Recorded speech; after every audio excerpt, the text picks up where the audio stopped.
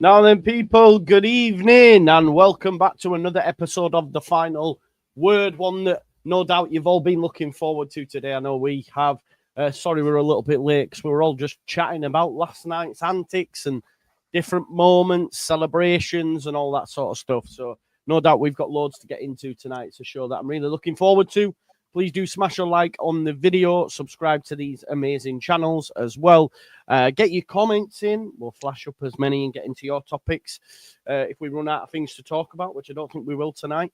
And like the video, as is always the case, because we know Jack City is a regular down at ER these days. Let's start with him, because you've heard from me yesterday. So let's start with Jack. You were at the ground, mate. Did you have to check your pulse? Were you alive when that second went in? What happened, mate? I was definitely alive, but I was in survival mode, I would say. It was like, I don't like saying limbs, because I feel like I'm trying to be down with kids or something. But like, well, limbs, but it like legitimately was a mental. I can't. It's a mush, a total mush, to be honest. I was saying to you before we came on, it's hard to process when, at the best of times, Ellen Road, when it's like rocking like that. I think that proves that you're the myth buster, aren't you? So the Ellen Road myth that it's no atmosphere.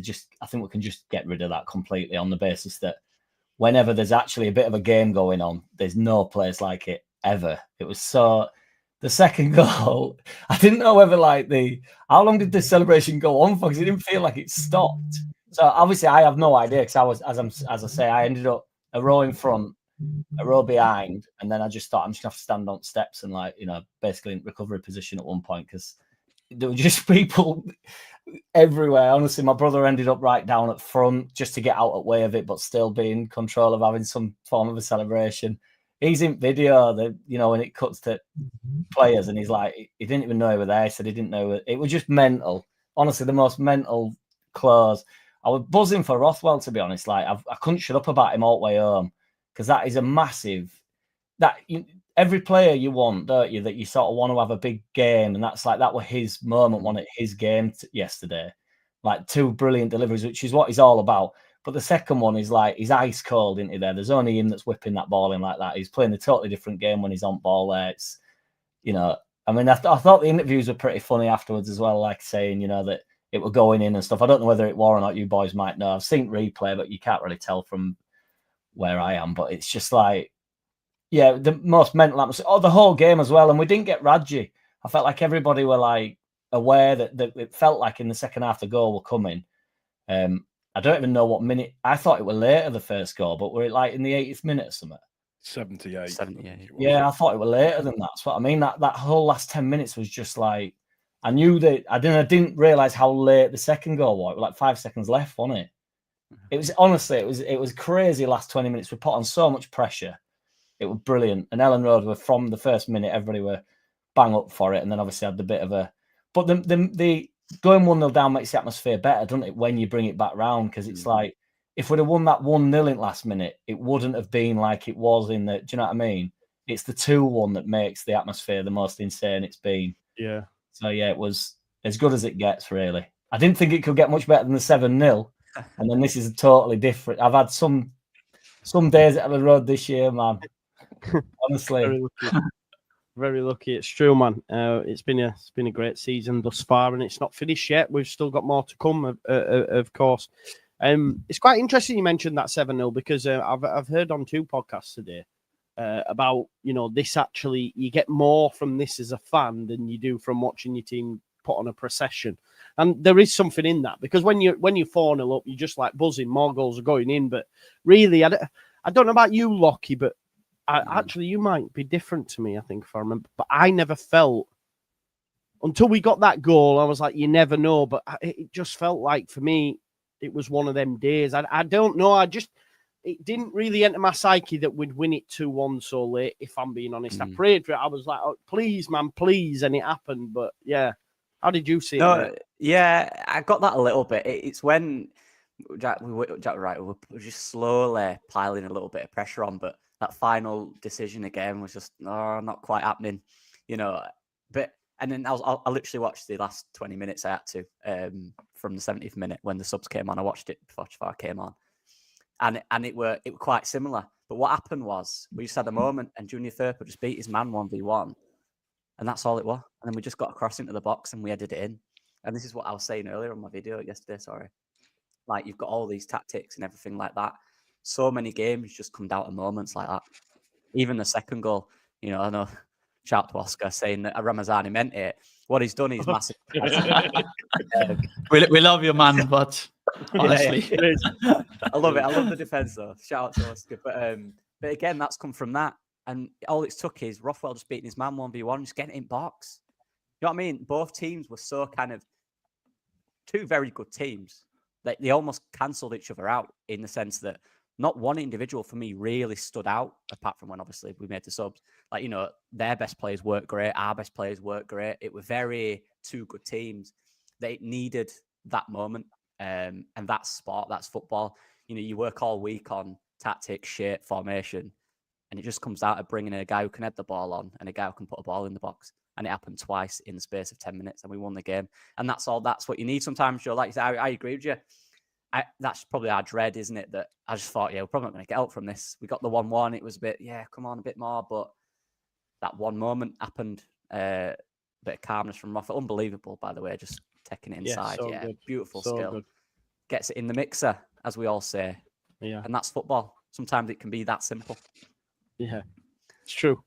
It was just that last one, man. That ball from Rothwell, and he met it, and I thought maybe the offside goes up. I don't know. Yeah, because you do worry about that, don't you? But yeah, Patterson dived out of the way of it. It seems as well. Like, it's just Andrea. If you could bottle that kind of emotion and them feelings at full time, you'd be a millionaire, wouldn't you? Absolutely. But it was insane, honestly. It's one of those nights, you know. We had a few in the recent times, you know, like it was one of those comebacks, like the Blackburn one, the Millwall one, and the Bielsa Birmingham away. I remember also Doncaster 3-2 win at Anfield Road many years ago, where the youth was playing with Doncaster before he moved to Leeds, you know.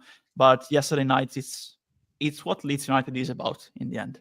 Yesterday night, I don't want to think right now about tactics. It's just emotions, you know.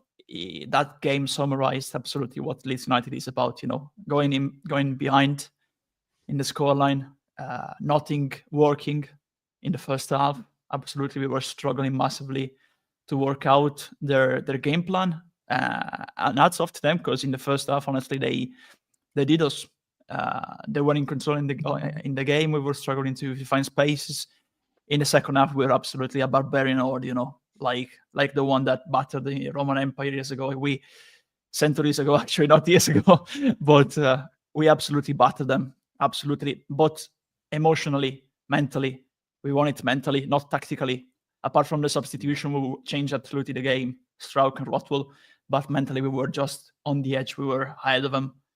They didn't expect us to get out of the tunnel at the start of the second half with that kind of energy, that kind of aggression.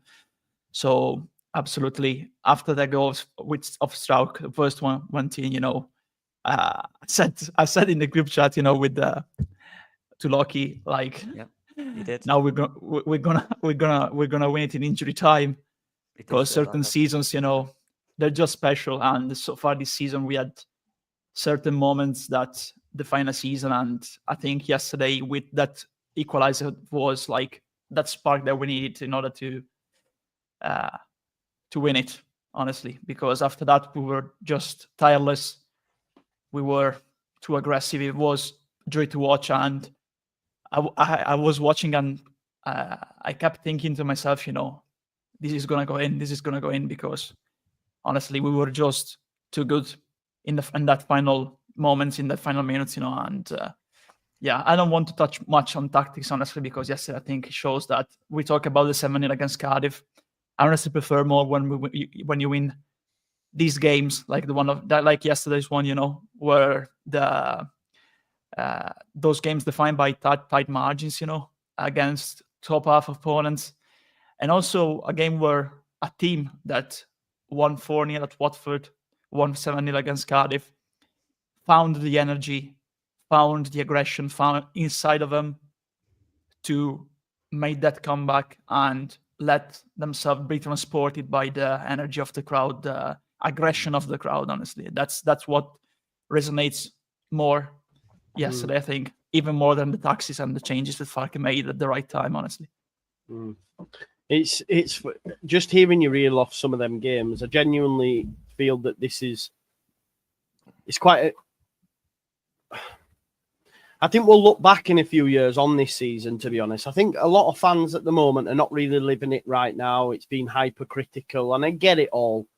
But I said this a few weeks ago about, if we get promoted, or when we get promoted, it's going to be tough for a few seasons if indeed we stay up. This season will go down. Like, in terms of records broken, it's going to be anywhere. I know there's some out there that will say there's an asterisk because it's the league below and all that sort of stuff. But I just think I don't care for that shit. I'm an emotional fan. We could be in Division 4 and winning games like this, and I'd still feel it because it's my team winning games of football. It doesn't really matter where we are in the context of the fucking league, pyramid. It's about moments. It's about how it makes you feel. And I think you reeled off a few games there, 4-0, doing what even against Coventry and that Cardiff 7. But last night, that'll be one of them moments, especially in the running. I've heard people liken it similar to what the Swansea game of it, that Pablo. It's one of them type of moments that you go, do you know what? This has now just really took my confidence up another level even more, if I could even get it any more than it already is this season, going into the Blades. I had a Blade mate messaging me today saying, how you feel? I said, you're getting wiped. You're getting wiped. He's going to be careful. I said, fuck off. We're mint, man. Do you know what I mean? It's how it makes me feel. So, yeah, he has said he'll ring me if we get beat, so we'll see. But yeah, I'm just so happy. Paul, thoughts, mate? I've had like 2 hours sleep. I'm not gonna lie. I was laying in bed watching every podcast, every reaction channels that I'd never even heard of before, Sunderland channels, second tier podcast channel, all of that kind of stuff, just because I couldn't. Can I just to jump in on that? I listened to this. They said Bellingham was everywhere. They said such and such was everywhere, and I thought, watching different game. They hate Leeds United, man. I'm telling you, 100%. It was quite funny. Yeah, you have to give credit and respect to Sunderland because. First half, they did a number on us. Isidore was brilliant. I thought he took his goal superbly well. Very Viduka-esque against Liverpool with the twist and the turn and the hold up and put it into the bottom left-hand corner. So fair play to that. I thought the midfield were cancelling each other out quite a lot. It was very much, whilst we had the majority of the ball, we couldn't do very much with it. And you've got to give credit to Sunderland for that. But then just something happened in the second half. I'm not sure what it was, but you look at it and you've touched on it. The 7-0 against Cardiff was very, very good. And it's fantastic to watch us bully a team. We want 5, we want 6, we want 7, and the goals actually happening. But it's that being able to see, and we talk about it a lot as well, is there's an aura about this team at the moment. There's just something about them. I believe Dorigo said it on the Square Ball podcast where he said that you look at your teammates in the tunnel and you just think, yeah, we ain't getting beat today. We're not getting beat today. Listen, I'll hold my hands up. I didn't think we were going to get anything out of the game yesterday. The more that it dragged on, I just thought, like you, Joe, it's probably going to be one of those days. And the support was fantastic all night. You could hear it, but just something happened at the 60th minute in that game last night as well. Just everything just kind of went up a little bit of a notch, and it just seemed to just energize everybody. And it's been able to see this team of people who want it clearly, but from an attritional point of view, to be able to make it to the other side and winning and being able to see. And listen, Daniel Farke let his mask slip a little bit last night. And do you know what? That's fantastic. First time we've seen that, isn't it, Paul? Yeah, that's fantastic to see. He gets absolutely wiped out by Gilivogi, I think, as he's running onto the pitch. And yeah, he gets a yellow card for it. Just in case anybody's wondering, that yellow card that he's got, it's the same fourth official that's grasped on him on 2 other occasions for him to get yellow card. So I think there might be a chance that that could be overturned, potentially, maybe. Hackett's mentioned that it'll go to advisory and they'll see what happened. But just last night, there's just karma. You know, that goal goes in the 95th minute because they start time wasting as soon as we get the first goal. And it's right, we got the first goal and it frightened them to death. They were sitting deeper and deeper and deeper and deeper. Isidore goes off. They've got no out ball anymore. They've got no ball that they can play over the top. And that we just kept the relentlessness of it. It might not have been technically the best game that we've ever played, but it was the relentlessness of it and us not giving up. And that's... I've not seen that properly yet this season, and seeing that last night was just phenomenal to see. And Meslier running to go and celebrate with everybody, and then thinking, actually, no, turning back around, running towards the Sunderland fans, cupping his ears like this and just giving it up. And then you've got the final whistle goes, and then Ramazani and goes to the Sunderland fans and starts offering out all of the Sunderland fans stood in front of them. And apparently he's getting. I think he might get in trouble for that. Yeah, he will do. But it was funny. But then Ramazani stood in front and giving it this to the Sunderland player sat on the floor. And can we just talk about the greatest signing that the Championship has ever seen? I think he got tipped out of Bogle's pocket last night at some point, probably around about 10 o'clock in the evening. Just fantastic to see. And you have to give credit to Bogle and also to James as well, because they both recognised the potential that he had to cause problems. And Bogle got beaten once by LUFC last night and then realised, I just need to give myself a couple of yards of space and the rest of the time's going to be absolutely fantastic. It's brilliant. And you're clawing onto the ceiling. You can't relax. Everything. It just makes you... These are the moments that we live for and they can't be replicated. We say it all of the time. Our fans are just incredible, ridiculous. Our fans are just on another level. And that's what we go to the games in the cold for. We go and watch us get beaten by Millwall at home 2-0. DJ, play that song, all that kind of stuff. They haven't won since they've beaten us, have they? And it's just little things like that make moments like last night so special in the context of just it being a game and being there and being able to see it. That's what makes it so special. And it's just, you can tell I'm still probably having caffeine wasn't the right idea, Joe, to be honest with you, but you just enjoy it. It's just bring on Sheffield, because if they play like they did against Luton in the first half, we will muller them, absolutely muller them. There is, I think Sunderland are a better side, if I'm honest. But I just think, Sheffield United seem to get it done. Maybe it's that experience, the manager, I'm not sure. But I actually think Sunderland did pose a threat. You're right. I thought Isidore, they only had like 2 big chances, I would say. And that's where we have to give props to Meslier as well, because he keeps standing up over these past few weeks. And Lockie, there was a moment in the first half. It goes to LUFC, he crosses it, Bellingham has a strike, and then Patrick Roberts. And if that goes in, it really would have dampened the Ellen Road atmosphere straight from the gate, and you might have a totally different game on your hands. So that was a big moment for Mez, and I'm buzzing for him. Listen, I've been a massive critic of him as well this season. I'm not going to rewrite history, but like for fuck's sake, I said here, you all laughed at me. Well, you're not laughing now, are you? It's been great from Mez the past few weeks, to be fair, Locker. Yeah, he looks confident and he looks older. I don't know what it is. His aura about him just looks a little more assured of himself. I think he's worked hard since that mistake. I think he's had serious, honest chats with the manager and the coaching staff. And there was a lovely moment after the game where the goalkeeper coach goes up to him and they have a proper good hug, which is brilliant.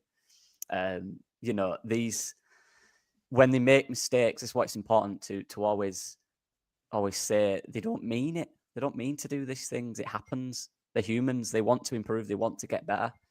And no one can deny in the last few weeks, he's been outstanding. He's made the saves he needed to make every single game. He's had 1 or 2 and he's made them. And that's what we need from him. I don't think he'll know with the finish. I think it's the post and goes in. You're not going to save that. And early on in the game, big moment, double save. That's exactly what we praise the other keepers for. So we'll praise Meslier for doing the same, And I'm just happy for him. I really am. He's a confidence he relies on confidence a lot, but his confidence is always up and down, and that's always been his issue, I think. I honestly don't think he's a bad keeper. I think you can kind of tell at the start of each game, looking at him, that first action, whether he's nervous or not. But recently, just looking at him coming out of the tunnel, he just looks zoned in, he looks focused. And I don't know what he's done. I don't know what's changed that. Maybe he's just seen reality and he's gone, right, I want to make this work here. I'm going to really focus on things. He's had some serious conversations with people. I'm just so happy to see all our players, including the goalkeeper, who's had some rightful criticism at times this season, doing what he needs to do to get us back to the Premier League, and that's what he's doing. So big up, Mez. Yeah. Can we talk about his flat-footed jump right at the very, very end of the game over on Ampadu, where he, from a standing position, just springboards himself about 7 feet into the air in front of Ampadu and just nearly vaults over him. Brilliant. Yeah. It was I would say it was a good performance from all, Jack. I'm not sure. I don't think we were great. That's the thing. I didn't look at it and go, oh, he's played. I do think special mention for Bogle. I think James was all right. Solomon was okay. Aronson didn't really get into it. I thought Pirro actually linked up really well, if I'm being totally honest. Normally he gets criticised, he doesn't score, but I actually think his link up was pretty decent yesterday. But, Ampadu's at fault for the goal as well, you could argue, too tight, and obviously, it was just poor. But it's good movement from Isidore. So we were amazing, and the game swung. Lockie's touched on there about the manager having belief in Meslier and what that's done for him, but also the manager saying, you know what, I'm going to make changes here, and the changes won us the game, man. So that, there has to be a massive feather in the manager's cap there. That he's won us that game in a way with them changes. Yeah, and that's when it needs it. To be fair, with the subs and stuff, like in previous weeks, we've all been banging on about it and that he needs to do it. He sort of held his nerve with it, didn't he? And, it's like the same thing again. That's a big move. He actually said in his interview, which I thought was quite funny, that sort of doubted myself. They said 2 minutes after, I thought, I have just brought, because among anybody that just sees that a centre back's come on, you'd think, what, you try to hang on to 1-0 defeat or something, but obviously that is not what's happening in the game. But people do think, because he gets accused of launching all centre forwards on, doesn't he, and bringing every winger on and stuff, and he did hold his nerve. It needed Rothwell, to be honest, and I know it's easy in hindsight, but you just have to believe me that we were saying, this is crying out for Rothwell. I actually think he's made a bit of a claim to be trusted in there in general, really, when the game is like, really against the better sides. Is it more likely that we're going to try and get caught on the counter-attack when we're playing against the weaker sides? Sunderland were just playing. I think we could have trusted Rothwell all the way through that game. It was a very bitty game anyway. I think he could have been instrumental from the get-go, really. I think it's a bit harsh on him. But, I understand it's not a criticism, Gruev. We had this last week where, they're all mint in there, so it doesn't really matter. But I thought bringing Tanaka and Gruev off was a big call, because Tanaka can't come off, can he, in a lot of people's eyes. It's like, that's a huge call on Farke's behalf. I also think that, I said this on my post-match thing, but everybody keeps talking about aura and stuff, and I agree. I honestly don't want to pretend that I'm being poetic about it, because I don't think it is, and it's not a poetic thing I'm about to say. I don't even know what I'm about to say. But when Rothwell takes that touch and goes for the cross, I know, I can honestly say in that moment, that is 100% going in. The second he takes that touch, there's no other place. I honestly think stuff like that in football, when it leaves your foot and and it's off in top bin, or if Pascal isn't there to edit, something happens with that. But Rothwell is putting that in. It's like destiny. And I know that sounds daft, but it just was. We were putting on so much pressure. There's nobody, like, with Ramazani miss-hitting it, he's got a really good strike on him. If it had gone to, I don't know, somebody who's got less of a strike, and then you thought, it's landed to the wrong lad there, and, he's scuffed it and it's gone into the middle of nowhere. That's why you could argue Ramazani's clipped it out wide. Do you know what I mean? That's why it becomes a bit of a joke. He's got it in his locker to actually, but he's definitely mishit it. But it's just the whole thing.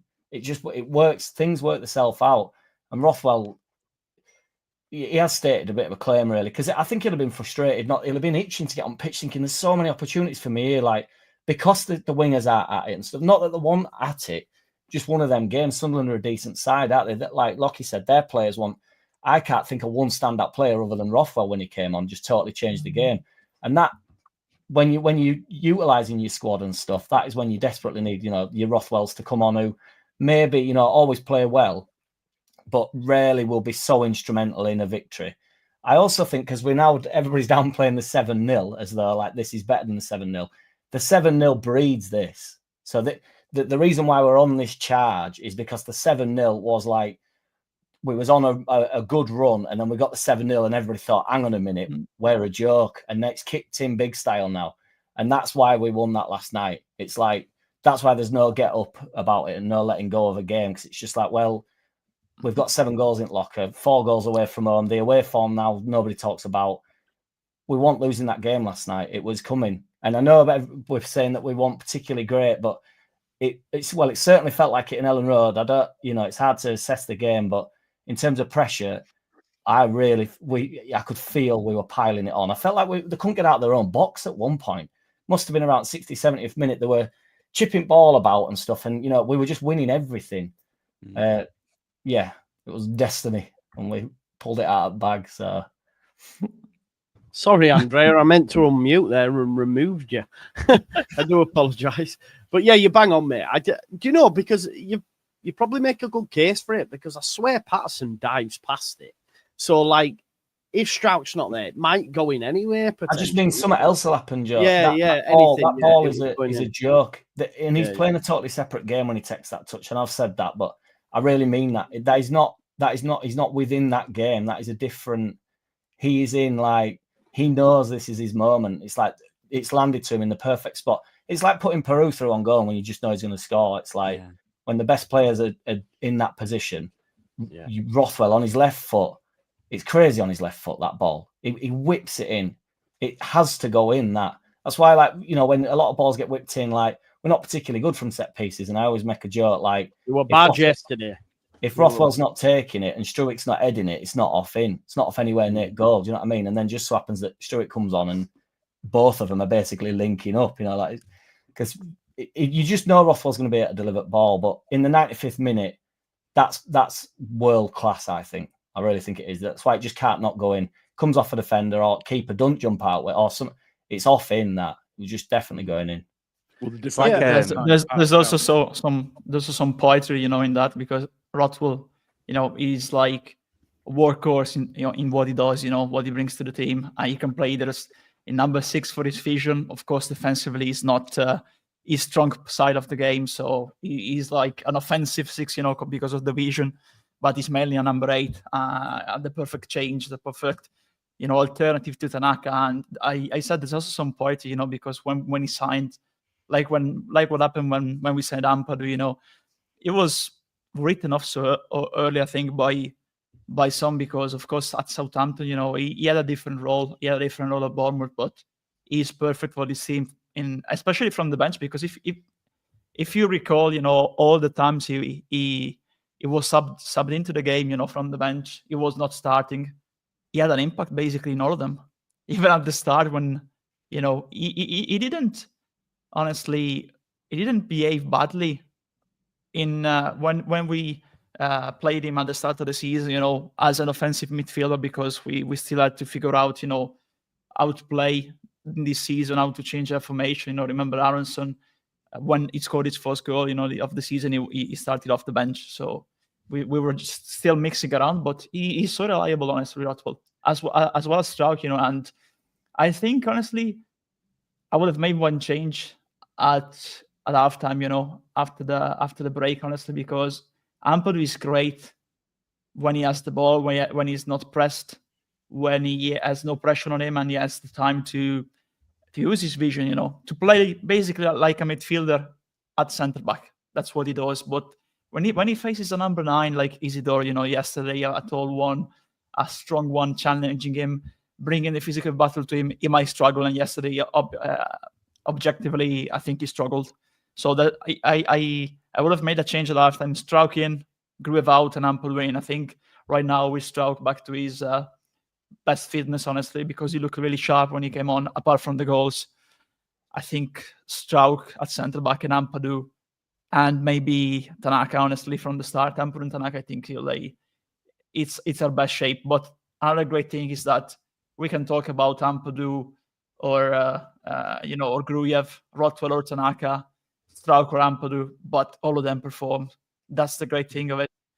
Everyone, if they choose one, the other, we know that even if he's subbed into the game, he'll perform right now. We're in this run of form that's brilliant, because everyone is performing when he has the chance to play a part in this team. Just quickly on Rothwell. Sorry, Lockie. It's just a sentence, but there's not a player on the pitch, I don't think, that you want that ball to land. So you can say whatever you want about Rothwell for that last second cross. There's not another player on that pitch, potentially in the Championship, that you want that to go to. That was Rothwell's moment, even if it's the last thing he ends up doing for us, and he doesn't end up signing or whatever, because people will start going on about what level he's at, and I don't care. I'm on about somebody taking a touch and then whipping a ball in with the left foot. There's nobody else. He's on De Bruyne level with that ball. That ball last night is on that level. But it is the player's not anything like De Bruyne. That's true. But if I hit a 180 with darts, nobody's hitting a better 180 with them 3 darts. Do you know what I mean? Rothwell is on elite level. He can't do it that often, but he does it the most often I can think of many players in Championship. I wouldn't want it to land to anybody else on that pitch last night.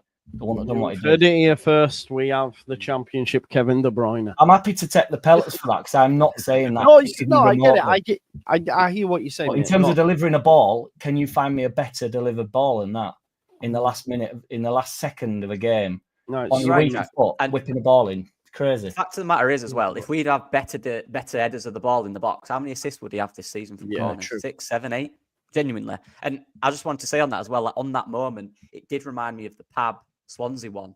It went to the right man, didn't it? Anyone else in that situation ain't scoring that. But and it was a terrible strike, but you just knew the second he hit that, it would just go in that net, and it just rolled past the keeper. And you're right, it's that inevitability about when he did his man and cut inside, and the second he hit that ball, it just kind of felt like it was going into the net. Don't know how, but you're right, it did kind of feel like, and it did. I just wanted to mention on Ampadu, because I see him he gets way too much criticism, in my opinion. I don't understand where it comes from. I really don't.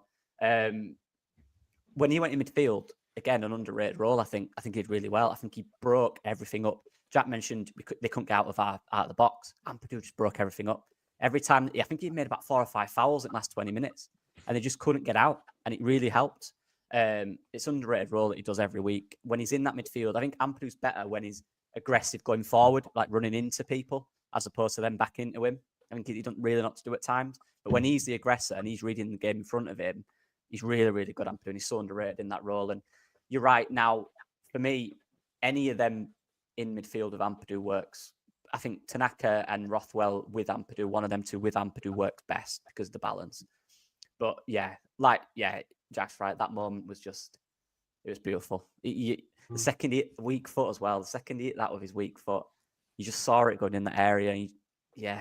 Beautiful. Seemed to last forever, dude. It's one of those moments, where the ball seems to stay in the sky without hitting the head of a player, forever. It stays there forever, like slow motion, But in the end, shot. It took like 10 minutes. Exactly. Time, oh my god, It's because time has slowed down when he takes that touchdown. I'm banging on about it, but I'm banging on about it all the way home as well. And my brothers were like, "All right, mate," but the time slows down when he takes his first touch. He's got like. He's just on his own. He's hitting a golf ball at that point. It's just so mental. It was such a main moment, that man. That's the moment, man. I don't give a shit. I've been waiting to ask this. Everyone's just waxing lyrical, man. I love it. I don't have to just sit back and listen to you. But actually, Danny from another Leeds podcast sent me a video of him like watching the goal with Pavarotti in the background, with Bocelli in the background, with the lyrics, lyrical stuff, I was slightly worried when you said that Danny sent you a video. Then I was a bit worried about it. Yeah, exactly. I know. I know, Jack, you mentioned it. People will be mentioning I'm going to be that guy. The way that Farke spoke about Rothwell, about him being one of the best ballers in the country, that's what he literally said, came out of his mouth. Is there a chance that Leeds United do sign him? I know Jack was frustrated at that question, but is there a chance? Because I didn't think we'd enter the conversation. I think he's feel almost harsh saying like Championship. I don't know. Is he a good squad option for Leeds. Just with Farke being so glowing towards him, is there a chance that we might sign him? Has anyone got any thoughts? I'll say quickly. I think if you are signing Joe Rothwell, I still think we want that more top. Yeah, top, you know what I mean? That guy who we got kind of thing. Them type of signings, you know. But look, you're telling me, and people mention Bournemouth. I don't care about them like I didn't care about Jayden Bogle at Sheffield United. I don't care what they do at other clubs. It doesn't bother me. What are they doing for Leeds? How are they performing for Leeds? And he's impacting the game. And as honestly as an option, as a squad option, I don't mind it at all because he can do that. Whether you're in the Prem or League 2, you can still deliver a ball. It's exactly the same. Who else can in this team? You know, and like I said, if we're doing that, you know, we do have a lot of midfielders, but I still would want a proper, like, I don't think we really have a ridiculous, like, technical ball driver in there that just, you know what I mean, like, type player. But yeah, I don't see why not. I'll be pro, honestly. I'll be pro this signing. Of course, you need to look at the price first and foremost. Yeah, true. I'd imagine it'll be cheap, very cheap. Hopefully, but there's the tax for promotion, you know. So they'll try to squeeze us out a little bit, like 2 million more than his real value. But you know, I agree with Locke. You know, I think as a squad option, it'll be perfect, honestly, because he's good, especially from the bench. We've seen him that it brings new rhythm to the flow of the ball, to the way the ball goes around from one side to the other. You know, he's always a reliable option when we're stuck in a specific area of the pitch. He appears, you know, and he changes the side quickly, 1-2 touches. He's also good in getting into spaces, you know. So he's a reliable player. He has Premier League experience. Of course, there's many players out there that can do what he does, honestly, if you go into the Premier League. But if you choose to keep him on as a squad option, he knows his teammates. He is an experienced player, like I said, so he's seen many springs, you know. So he can bring experience, and it will mean that you also keep one of the reliable options for free kicks, for corners, and a player that can bring disruption into a stock game from the bench. So as a squad option, absolutely not as a starter, honestly, but as a squad option, absolutely. I think it'll be a good signing, you know, for the Premier League as one of the players you need to keep into the sides. You know, like Forest is when they stayed up, you know, they are like Worrell, McKenna, those kind of players, you know. I think as well we have to take into consideration Joe Rothwell because he's just left Bournemouth for not getting game time and spent 2 seasons on loan, and a new midfielder, we'd want someone in there that knocks him further down. So it'll be a decision for him in the summer as well on whether or not he wants to stay in. And you know, I'm glad, to be honest, you boys have said yes. Though I get really sick of, like, you know, watching somebody every week and really seeing like the decent side of players and what they can actually do, and then they just get like, no, not good enough. It's like, oh, all right then, fair enough. But you know, it's like, well, I don't know. Is it like you say? I mean, I think he's made a claim for starting more games for Leeds United, even when we've got all the centre midfielders fit. But I don't want. We need to improve every position, don't we? If we're going to go to where we think we're going to go to in Prem. So he's a 30-year-old man. You know, we've got Farke's always on about. We've got this young squad and stuff. I bet I don't know the bloke, but he seems like a decent enough lad in interviews and stuff. So he's not going to come on in Prem either, is he? And just start like.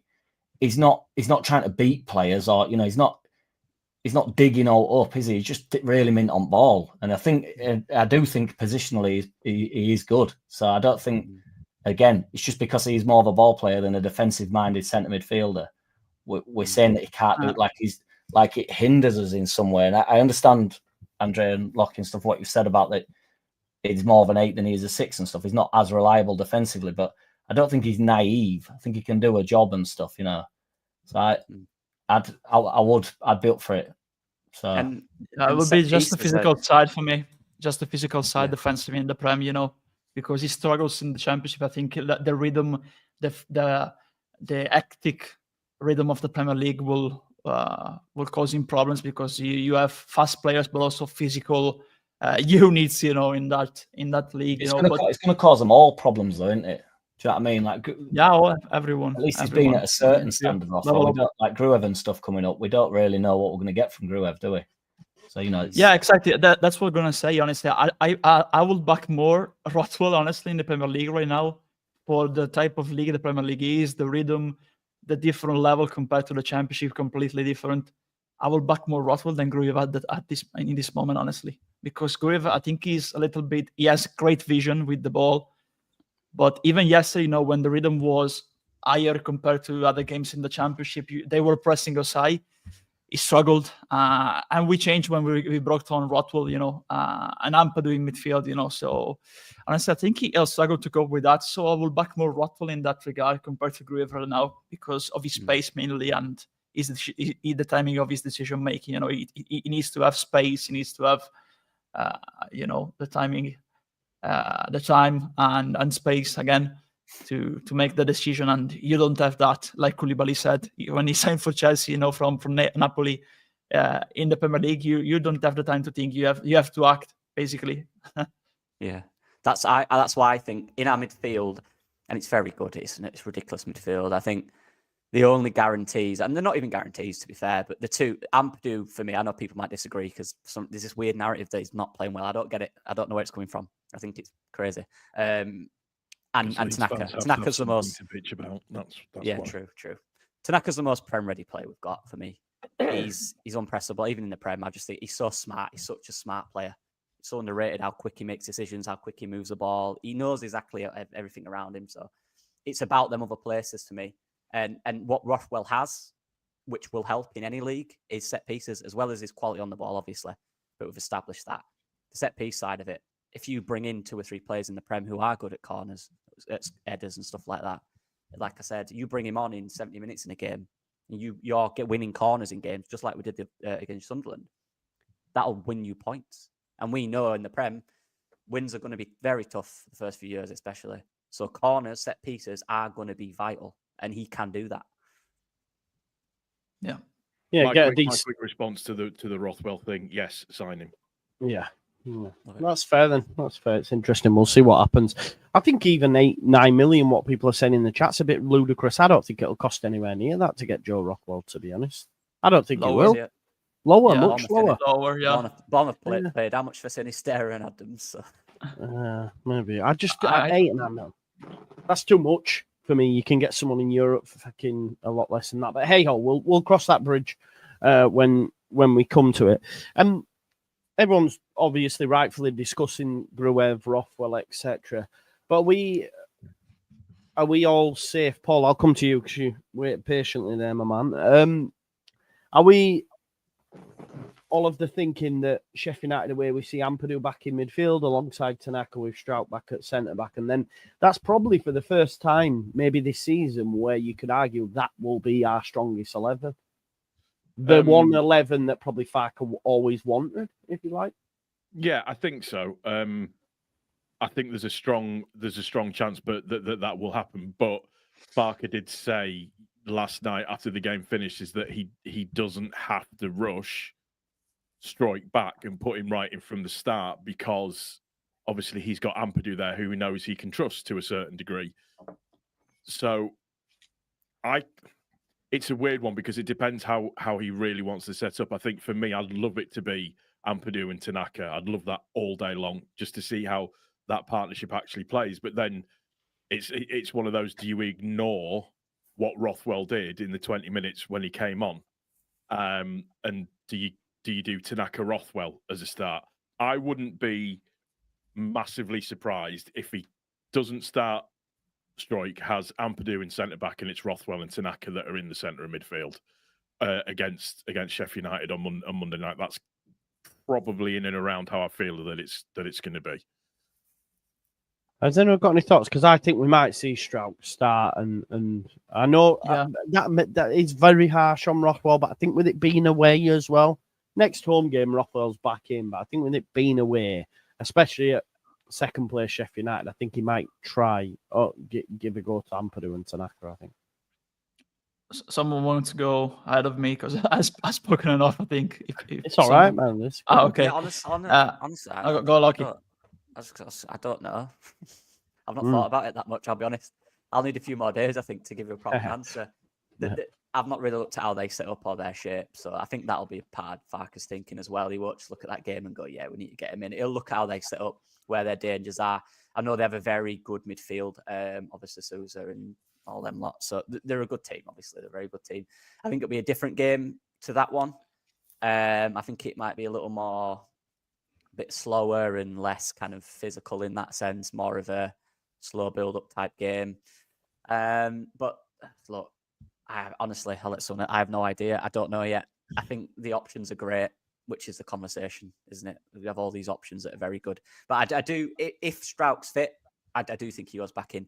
Farke said it in his presser about 3 or 4 times near the end of the transfer window about Strauch that is his number 1 centre back and Ampadu is his number 1 6. I think he wants that back. It's just who goes in front of him. And Tanaka has been excellent. So it's hard. And you've still got Rothwell, who for me, and I know this is harsh because he played really well, but he is the better impact than the others. If you want to win a game, he is the one you bring on, as opposed to Tanaka can control possession and stuff like that. But obviously Gruev's there if you want to see it out. But if you want to win it and you bring Rothwell on for the last 20 minutes, just like we saw, you know you're probably going to get a chance or two just because of how much he drives and his set pieces. So I'd probably, very harsh. I'd probably put Ampadu back in the 6 and stick Tanaka in there just for that control. That's a good point you make about. Just as a point, Justin Thomas has mentioned on the comments about buying Rothwell. If Greenwood's coming back, Greenwood's not coming back. There's an agreement in place, isn't there, between Preston and us now for about £1 million for Sam Greenwood to go to Preston at the end of the season. So Sam Greenwood's not good enough for Leeds United. No, not especially Premier League Leeds United. No way. Championship player. He's doing well in the Championship. He needs to stay in the Championship and develop more. He's doing well here, so I don't see why he'd want to. And I think his free kicks are a myth because I've never seen him take a decent one. To be honest, every time we got it was like Greenwood's on, and then it was just shit. So I don't know. Mythbusters are back, Jack. Mythbusters are back. On Sheffield United, you know, I like a bit, you know, what Lockie said. I think the reasonable choice for me too is Ampadu and Tanaka, honestly.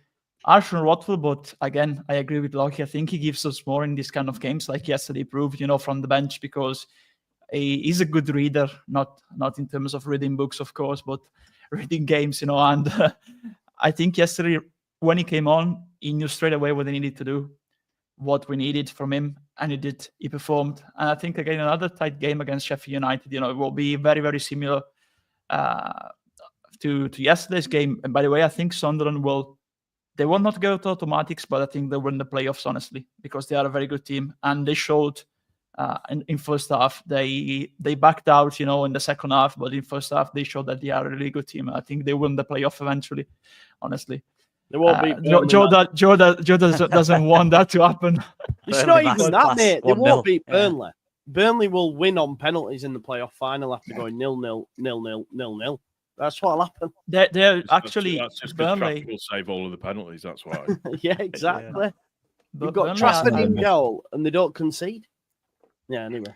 No, I think it'll be us and Sheffield United automatics and Sunderland playoffs. Honestly, I don't think Burnley will go up.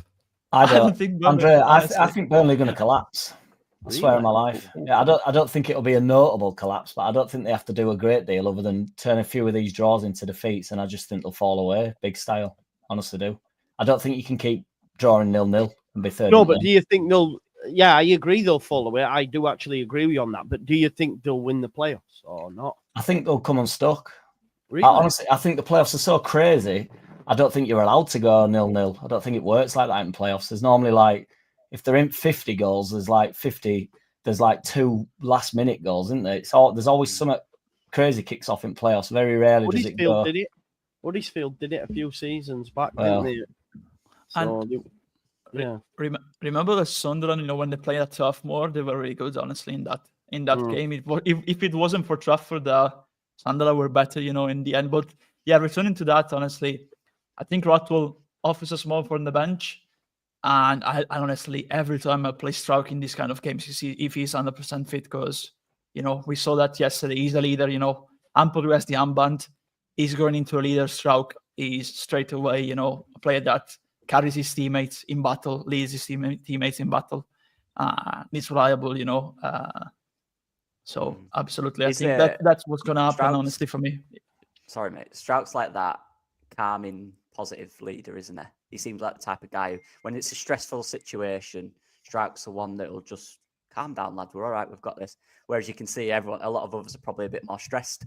Like you got Rodon next to him, is probably very stressed in the 90 minutes. Strout's probably the one that just tells them, we'll get a moment. Yeah, I mean, was it Farke said, or was it Rothwell said, that they actually said to each other, we're going to score from a set piece here?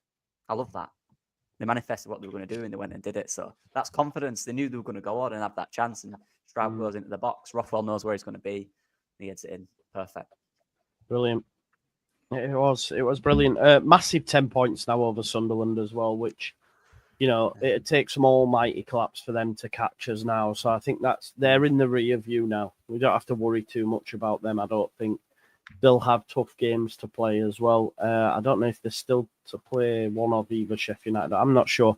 But they're in the rear view now. But another thing, obviously, as well, Burnley actually played this Friday against Sheffield Wednesday, which won't be easy. And it's not easy. No, it's not. And we've got 7 points on them. I've got a bit of a thought that if they do drop points in this game, that Leeds United, Sheffield United ends 0-0. A bit like, let's shake hands on a draw. No, serious. It wouldn't surprise me, though, if both managers just gone, I'm not really fussed of opening up too much here. Maybe Chrissy Wilder won't do that at home against Leeds, but Chrissy Wilder, that's his name, isn't it? Should I not call him? No, I don't think he's called Chrissy Wilder. No, Yeah, there's a cat in this neighborhood called Chrissy, so...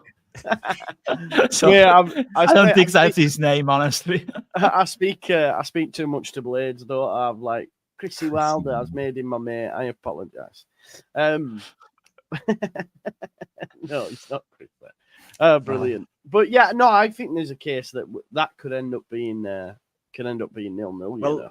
Well, Sheffield United, remember they'll be all right finishing a point or something because they've got them 2 points that they got. They're genuinely looking at the table with them 2 points, which they cheated, added on. So, but for some reason, right. they seem to think there'd be 10 points in front if they had them 2 points. Don't they, for some reason? I think they think there'd be more wins on board somehow. Like I don't really understand how. Maybe it's Chrissy Wilder maths. Who knows? Just going to bring up some comments, John. No team in and look, I don't want to be too disparaging, but no team in this league are on our level. No one is as good as Leeds United on their day. I'm telling you now, they're not. I've watched enough of the teams in and around us to say, okay, Burnley might defend as well as us, but yeah, Burnley, Sheffield United, nowhere near Leeds United at all. Not one game this season that they got anywhere close to us. So I do think this game will be their best. I think we'll see the best version of them because let's be honest, I think they rested a load of attacking players, didn't they, the last game just for this one? Chris Wilder, and rightly you would. Chrissy. I'm going to say it's Chris Wilder. Yeah, Chrissy Wilder. It'll look. This is it. This is what he lives for. It's him versus Leeds. He loves it. So we're going to have to be on it. You are right. We're going to have to be our best because I think they will be, to be honest. So just like Sunderland, we're very good, and we just about rose at the end. That's what we're going to have to do again. I think we're going to have to show up. I think you give them too much credit, Walker. Always, mate. I always do. Call copium. Honestly, Sunderland are a better side than Sheffield United, I think. They are, but I don't think they're as smart or as experienced. No, experienced is a big thing. Yeah, experience is a big thing. They're more entertaining. They create bigger chances. I agree on that. They're just, they've got them some players in there that are very experienced, and they'll be very up for this. That's all I'm saying. Look, I think we'll win, obviously, but be a good game. I think Sheffield United, if you look at the squad in terms of talent on paper, they're better. But Sunderland are definitely more glued together. They're more complete, and Lebrie has the players that he needs in order to play this side of football. But I can get my hand around, honestly, to Lefe playing not behind the striker. Honestly, I don't know why they don't do that, but they have him starting on the left and turning on inside.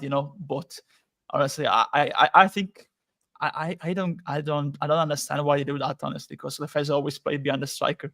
But like yours, because honestly, I think we can thank them, honestly, because when you play a player out of position, it's always a good thing for the opposition. And yesterday we were the opposition, so yeah, thanks. Merci beaucoup, legibly. Can I just ask as well, like, genuinely, is Bogle been our best player for God knows how long? Weeks, man, for weeks now. It was Solomon for a bit, but then Bogle's just taken it and gone. I think obviously 13 games to go, but if he continues similar form at end of season, we're looking for best player of the season now. Yeah, he's up there. I think he had a dodgy maybe first couple of games. It wasn't too much, was it? But after that, I think I look at him now, man. He won the corner, didn't he? Originally by just taking his man on, 2 or 3 around him, he just did them. Does it every game. game. The name and of the player that defensively, he took on? Who was the player that he took on and put on his backside? Luffy, wasn't it? Luffy. First half, yeah, that was beautiful. You said to him, calling him Pepe Le Pew. I was going, it's Pepe Le Pew. Look at him, he's getting mugged off. I think he's outstanding. So yeah, he is, man. Yeah. Don't get beat anymore. No. He wins his battles now. He had Sheffield United fans telling us all sorts, and they've replaced Gilchrist now with Harry Clark, who's also fucking bang average, really. Not comparable to Jadon. So, yeah, listen, you have to take your hat off to the recruitment team, because, like someone's just mentioned there, the price that we paid for Bogle and Tanaka's the same we played for Ampadu, which is insane. I think you got them 2 players, and Ampadu's very cheap for what we paid for him. I know there seems to be this notion in the fan base that he's not Prem level, and he's not 7 million for Ampadu. Trust me, in a few years' time, will look like a snip. Ampadu, Tanaka, I think what's most we paid? Pirot, 12 million, which you pay for strikers. Joe Rodon was 10. Fair, especially when what we got for Gray. Outside of that, it's all been under 10 mil, man. You pay 12 for Peru just for what he's done in Championship, even if you never use him again. He's got plenty. Yeah. He's got 12 million pounds worth of goals for us, hasn't he? Yeah, 100%. Yeah, he definitely has. So I was just going to say, for less, I'm going to do my maths. Less than 20 million, you got Tanaka, Ampadu, and who we were just talking about, I've forgotten. Bogle. Tanaka, Bogle. Mental. Insane. Yeah. That's crazy, that, isn't it? They don't get ripped off, and that will be a feature going forward, boys, as well. They're not going to get ripped off ever. Yeah. And it's a good thing that. Can we touch a bit on the number 9s yesterday? Because I think, I tend to agree with what Joe said about the link up of Pirot, but yesterday in the first half, both him and Aronson, honestly, they struggled. They were really, really better in the second half. When we find the key to unlock, the system that they were playing in and their high pressing, But also Joseph, I think when he came on yesterday, honestly, I think he did what they needed to do. So he was, moving all around, one touch, then sprinting. But of course, people see, that's just one touch, but he's dragging a defender out of the line. That's what he did. So yeah, props to him too, honestly, because I think yesterday he went on. He was when he was subbed on. He had the right mentality, he had the right attitude, he was on point basically. That's it. Yeah, I think that run, wasn't it, where he closed down one of their centre backs and he gave it to keeper and he absolutely sprinted and it just got the crowd going. I know you were there, Jack. A great moment. And then he kicked it out for a throw in, didn't he? That's what we love. That's what you need to do. That throw in. You've made a mistake. That's what he's there to do. So yeah, well, that's what you've been saying for weeks, isn't it, Lockie? He did come on and really put himself about. Yeah. And there is something in that. If you're only on there for 20 minutes, it's not, you don't have to pace yourself in any which way, do you? Just be about everywhere, and obviously don't do it to a point where you're dragging yourself away from being a goal threat. Don't be a lunatic. But when they're on the ball, just get about. When centre backs are passing it, he were getting across to them both. You got to have 20 minutes in you to be able to do that, and he did. It was good, but he'll have also come on thinking, because I know I keep banging on about this pressure, but the game was there to be won, even when they came on and it was 1-0. So they knew that potentially something massive was on the horizon. That's why we pulled it off. So Joseph will have been wanting headline, won't he? Which is good on him. They all will. Yeah. So Yeah. I haven't been his biggest fan of weeks as well, but again, I guess it's a hot tip to Farke, really, a doff of the cap, if you will, that, it's full time. Nonto's not touched the pitch and he's celebrating like a madman. So you can see that the group's really together as well, because he could have easily, been frustrated at that. But it was a great night at Ellen Road. I am conscious of time. I could speak to you all night, but I know friends of ours, the Ought to Know Better lads, are doing their podcast at 9. I don't know if they've gone already, but and Paul's going to be over there as well. I have put a redirect on for the Ought to Know Better folks. So there's 768 people. Please go on over and show them some love because they deserve it. Also, I want when you go over, I want you to spam the comments with Brendan Aronson is a baller. Brendan Aronson is a baller, right? That's all I want you to do. And then we can watch the response from Gilly to that. Also, actually, he says Pascal Strauch's poor as well. So he says Strauch and I'm okay. Brendan Aronson. Yeah. I'm not ill. I'm not ill. I'm not. I shaved before going on. So I had my haircut today, but with the beard, I was, the real doppelganger. I'm sorry I had to shave. But yeah, go on over, right? Put in the comments, Brendan Aronson's a baller, and yeah, ask him to chat to you about Strauch because he saved our bacon yesterday. Listen, the points record's still on, people. Who knows? Who knows? Stop this train. Stop this train. But yeah, I read before the Sunderland statistical model had us on for 99 points. That was prior to that win, so it'd be interesting to see what it's on now. So who knows? We might, we might break the 100 mark, which would be nice. Even if we don't get the point record, to get 100 points would be insane. And then that's when I go into the archives and find all you Farke doubters and do a full video on it. I cannot wait. Full 2-hour video coming. Oh, I can't wait. Honestly, I'm gonna die. Unbelievable. Yes, yeah, it's going to be fun. But listen, right, go on over. Just Joe Raid, Aronson's a baller, and Strauch's the Donny, something like that. And I'll be checking the comments to make sure you do. Make sure you go check out Jack City. Jack City will have a live on Thursday as well. That's been going very well. Make sure you go show some love on Jack City, City of Leeds fans. Make sure you check out Lockie. Lockie's smashing out that top quality content always. Paul at Leeds Therapy and Andrea's musings on any sport you want. Water polo, basketball. If Italy playing it, he knows about it. All right? So going over. Although, just on that as well, actually, I know Kyle Walker might not be everyone's favourite thing, but I saw the AC Milan, he likes to spit the water out, and he was on the big screen and they played Time to Play the Game and he spat the water out. I was just like, they that got, is unreal. It's they unreal. got knocked out. They got knocked out earlier by Feyenoord. Yeah. Brilliant. They got knocked out by Feyenoord. Unbelievable. Yeah, honestly. Unbelievable. But that in itself was just brilliant. Yeah, man. That's great. That's great. Yeah. Like for him, I'd have peaked at that point. I'm like, I've done it. Like I've won everything with City, and now I'm like the main guy. Like, yeah, just amazing. Anyway, that's enough of that shit. I'm waffling now. Yeah, go on over and watch Ought to Know Better and subscribe to these channels. Peace out, folks. Have a good evening. Bye bye.